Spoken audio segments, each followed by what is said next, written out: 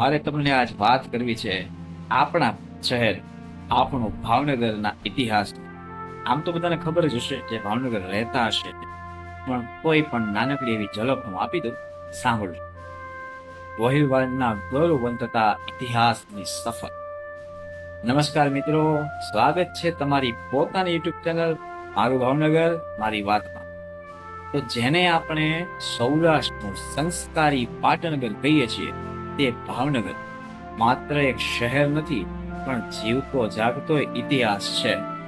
સુરવીરોની ભૂમિ, સાહિત્યકારોનો ગઢ અને દાતારી રાજાઓનું ઘર. આજે આપણે જાણીશું કે કેવી રીતે એક નાનકડું ગામડું ગોહિલવાડના રતન તરીકે ઉભરી આવ્યું છે. 1723 એ સમયે ગોહિલ વંશની રાજધાની છે ને શિહોર હતી, પરંતુ સુરક્ષા અને વેપારની દ્રષ્ટિએ મહારાજા ભાવસિંહજી ગોહિલે એક એવા સ્થળની જરૂર હતી જે દરિયાથી નજીક હોય. તેમણે વડવા ગામ પાસે આ સુંદર શહેરનો પાયો નાખ્યો અને નામ આપ્યું ભાવનગર.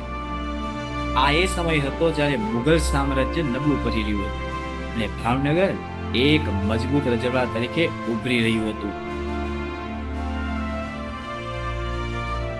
ભાવનગરની પ્રગતિ પાછળ તેનું બંદર મુખ્ય કારણ હતું. મહારાજાઓએ એવી દૂરંદેશી વાપરી કે ભાવનગર આફ્રિકા અને અરબ દેશો સાથે વેપાર કરતું મુખ્ય કેન્દ્ર બન્યું. મહારાજા તટપસીજીના સમયમાં રેલવે આવી અને શહેર આધુનિક બન્યું. ગંગાદેરી, નીલમબાગ પેલેસ જેવા સ્થાપત્યો આજે પણ સુવર્ણયુગની સાક્ષી પૂરે છે. ભાવનગરને શા માટે સંસ્કારી નગરી કહેવાય છે જાણો છો? કારણ કે અહીં શિક્ષણનો પાયો મજબૂત હતો. મહાત્મા ગાંધીજી જે કોલેજમાં ભણ્યા તે શામળદાસ કોલેજ અહીં જ છે. ગીજુભાઈ બધેકા, જેને આપણે મૂછાળી માં કહીએ છીએ, એ બાળકો માટે નવી શિક્ષણ પદ્ધતિ અહીંથી જ શરૂ કરવામાં આવી હતી. સાહિત્ય અને કળા અને સંસ્કાર એ ભાવનગરના લોહીમાં છે.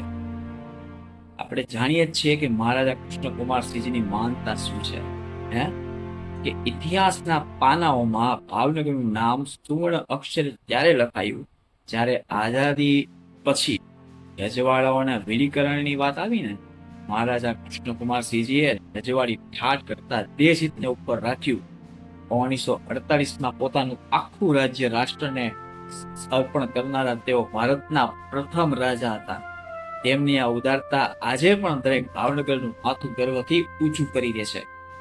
આજે આપણું ભાવનગર બદલાઈ રહ્યું છે, પણ તેનો આત્મા અને ઇતિહાસ આજે પણ એટલો જ અડીખમ છે. આ હતી આપણા શહેરની નાનકડી ઝલક. જો તમને આ વિડીયો ગમ્યો હોય તો લાઈક કરજો અને કોમેન્ટમાં જય ભાવનગર લખજો. જે ભાવનગર વાળા હોય તો લાઈક કરજો જ પ્લીઝ. બરાબર, આપણા શહેરનું નામ છે, એનો ઇતિહાસ છે. Thank you. મારી ચેનલને સબસ્ક્રાઇબ કરજો, લાઈક કરજો. આવજો. જય શ્રી કૃષ્ણ.